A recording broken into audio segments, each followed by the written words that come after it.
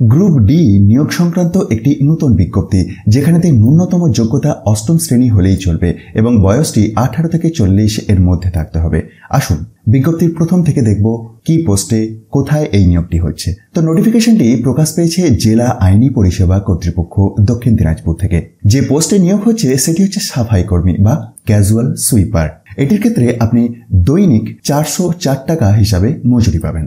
আপনার যদি শিক্ষাগত যোগ্যতা অষ্টম শ্রেণী পাস হয়ে থাকে এবং বয়সটি 18 থেকে 40 এর মধ্যে হয়ে থাকে এবং আপনার ইন্টারেস্ট থাকে, আপনি 25 জুলাই 2024 বৃহস্পতিবার সকাল 11টাতে এই নিম্নলিখিত প্রয়োজনীয় কাগজপত্রগুলি সহ একেবারে উপরে অর্থাৎ লেটার হেডে দিয়ে দেওয়া এই অ্যাড্রেসেতে পৌঁছে যেতে পারেন।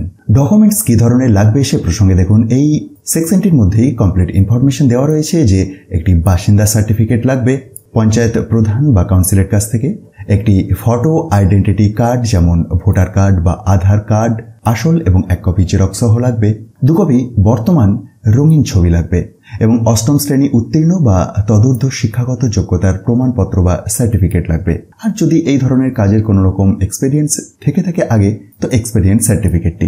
ডিটেলস দেখার জন্য একবার বিজ্ঞপ্তিটিকে ডাউনলোড করে চেক করুন। সেটির জন্য একবার ডেসক্রিপশন বক্সে যান, সেখান থেকে টপ নিউজ বাংলার অফিসিয়াল ওয়েবসাইটের লিঙ্ক পাবেন আর যেখানে গিয়ে খুব সহজেই এটিকে ডাউনলোড করে দেখে নিতে পারবেন।